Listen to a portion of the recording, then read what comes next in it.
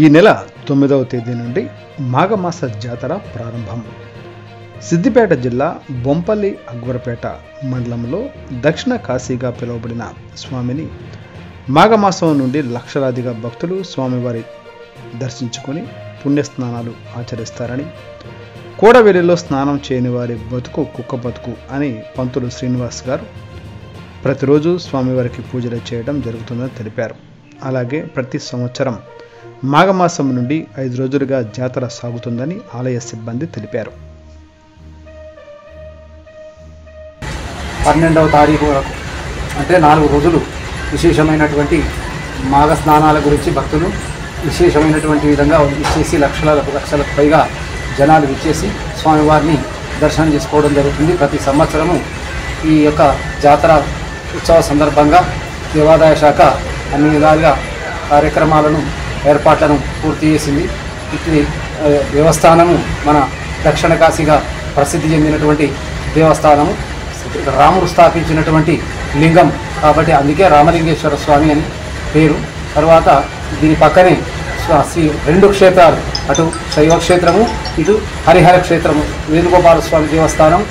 ఇక్కడ కూడా స్వామివారి యొక్క ప్రతి సంవత్సరము ధనుర్మాసం సందర్భంలో స్వామివారికి కళ్యాణ మహోత్సవాలు జరుగుతాయి. శ్రీరామనవమి, శ్రావణ మాసము, మాఘమాసము, తర్వాత కార్తీక మాసం శుభదినాలయందు ఈ దేవాలయంలో భక్తులు విశేషంగా విచ్చేసి స్వామివారిని దర్శించుకొని తమ యొక్క కానుకలను చెల్లించి స్వామివారి యొక్క కృపకు కటాక్షలవుతారని చెప్పబడింది.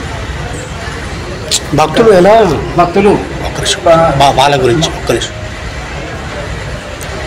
ఈ జాతర సందర్భాన్ని పురస్కరించుకొని 9వ తారీఖు అంటే శుక్రవారం నుండి పొద్దున 4 గంటలకే మాఘమాస పవిత్ర స్నానం అంటే పుష్యం అమావాస్య దాటి మాఘమాస ప్రారంభం అనేటువంటి దానిలో దీనికి పవిత్రమైనటువంటి ప్రాశస్త్యము.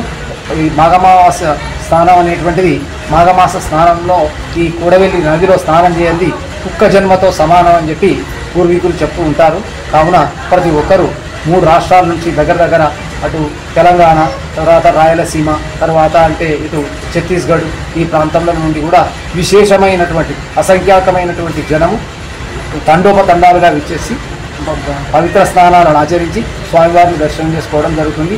ఈ 9, 10, 11, 12 వరకు ఈ యొక్క దేవస్థానంలో జాతర ఉత్సవాలు చాలా విశేషంగా ప్రజలను ఆకట్టుకునేటువంటి విధంగా జరుగుతాయి. కావున ఈ యొక్క దేవస్థానం అందు స్వామివారికి ప్రతిరోజు కూడా ప్రసాదాలు విక్రయించబడతాయి. తర్వాత స్వామివారికి దీప నైవేద్య వివిధమైనటువంటి ఆర్జిత సేవలు అనేటువంటి అన్నీ కూడా స్వామివారికి జరుగుతాయి. కావున అందరూ కూడా విచ్చేసి భక్తులందరూ విచ్చేసి వారి యొక్క స్వామిని